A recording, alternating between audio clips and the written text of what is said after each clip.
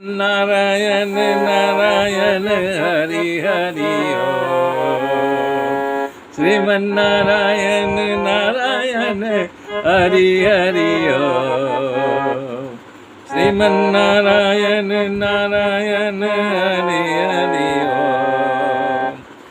मेरे मित्रों, तब परशुराम जी उसका मस्तक काट लिए, एक ही बाण में धराशायी हो गया। उसके 10,000 पुत्र भाग गए गाय को लेकर के। जमदग्नि के आश्रम में आए परशुराम जी, और जैसे जमदग्नि देखा तो परशुराम से कहा कि पुत्र, तुमने बहुत बड़ा अपराध किया है।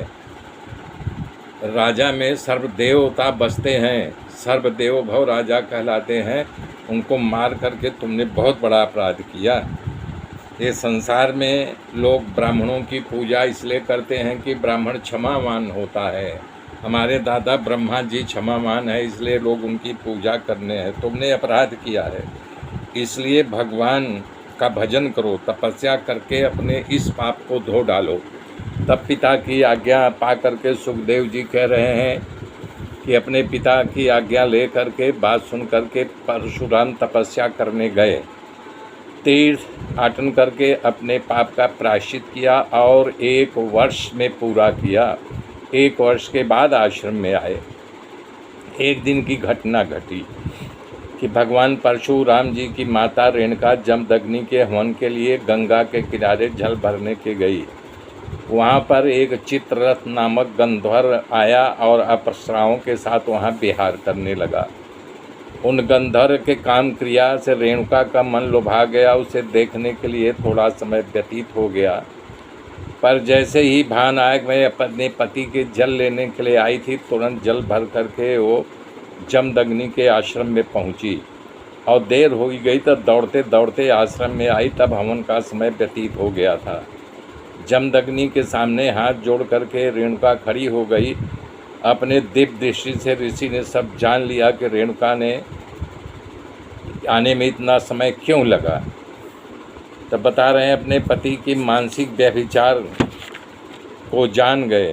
तब उनको क्रोध आया, अपने पुत्र को आज्ञा दे कि अपनी माता को मार डाल, पर कोई पुत्र ने नहीं ऐसा किया।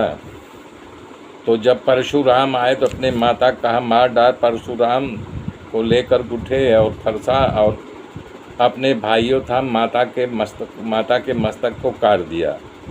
इसे देख करके जमदग्नि बहुत प्रसन्न हो गए और बोले माँ राम को लेकर उठे और फरसा और अपने भाइयों था माता के मस्तक को काट दिया।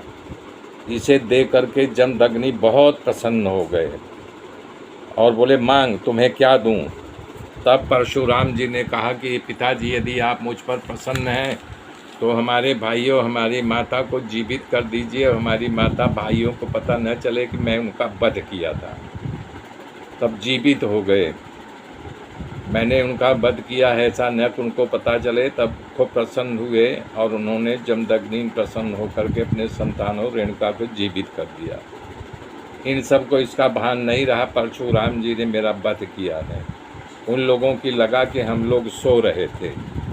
तब इसके बाद सहस्त्रार्जुन के 10,000 पुत्र जो डर कर भाग गए थे, वो अपने पिता का वध से बेचैन थे। एक दिन अपने पिता का वध का बदला लेने के लिए जमदग्नि के आश्रम में आ गए और जमदग्नि को मार डाला। रेणुका माता खूब विनती कर वो लोग एक भी नहीं माना और जमदग्नि का सर काट कर साथ में ले गए। तब रेणुका माता खूब रोई, खूब दुखी होकर के रोई कि हे परशुराम, इस तरह से विलाप करने लगी। इस तरह आक्रांत पूर्वक आवाज़ सुन करके परशुराम दौड़े दौड़े आश्रम में आए और अपने पिता का मस्तक पार्थिव देव वहाँ पड़ा था उसे देख करके,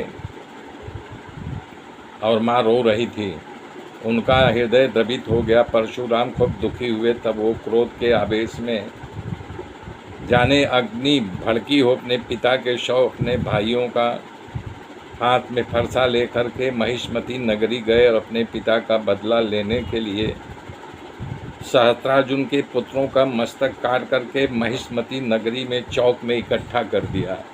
मेरे मित्रों, मेरे साथ जुड़े रहिए, आगे की गाथा कल जोड़ूंगा। तब तक के लिए जय।